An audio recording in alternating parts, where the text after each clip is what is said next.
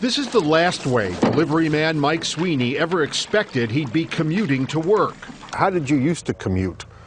Like everybody else. Drive over the bridge. No big deal. No big deal. That's the Lake Champlain Bridge between New York and Vermont, when there still was a bridge. FDR opened it in 1928, and it carried as many as 4,000 vehicles a day until last fall, when, with almost no warning, it was closed. The American Society of Civil Engineers issues a report card every 4 years on the state of America's infrastructure, and the last one in 2009 was not good at all. The overall grade was a D. D. That's as good as it gets.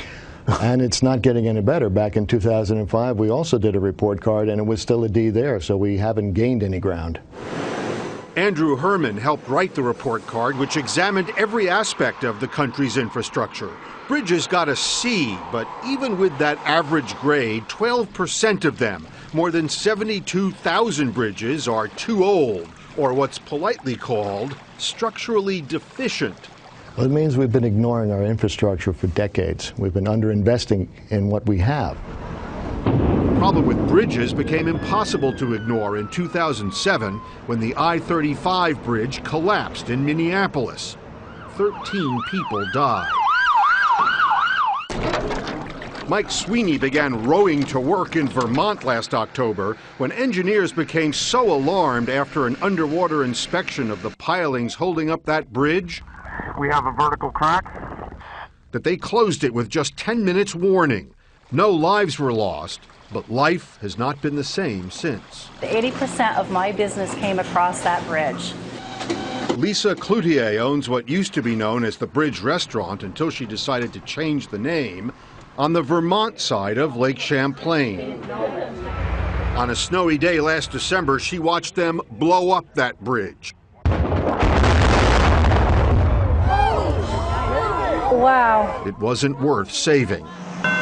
Now, the only way across is either by ferry or a 90-minute drive. A new bridge will cost at least $70 million. And spending money is part of the solution. China spends 7% of its GDP on infrastructure, India 5%. But the United States spends less than 2%, and engineers think the U.S. will have to spend $2.2 trillion over 5 years to bring the overall grade for infrastructure up to an A. Do you think governments will be able to sell taxpayers on this notion? It's going to be difficult. But the solution isn't just spending money, it's also spending money wisely on things like research and development. At the University of Michigan, Dr. Victor Lee is close to perfecting a new kind of concrete. Flexible concrete. It's one bright idea that could have a big payoff. Lee's concrete is not only flexible, but it also heals itself. Any cracks that form will expose millions of tiny microfibers that form a seal when exposed to air and water. The cracks fill themselves in before they compromise safety. Would a bridge made with self-healing concrete last longer than a bridge made today? Definitely. A good number to keep in mind would be a 100-year lifetime. The problem is self-healing concrete will probably cost 3 times as much as the regular stuff. But the experts say there's no getting around it.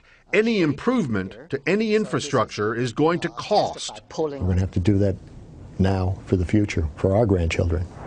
The engineers insist if we don't start spending money and spending it wisely, more and more Americans will end up in the same boat as Mike Sweeney, and soon.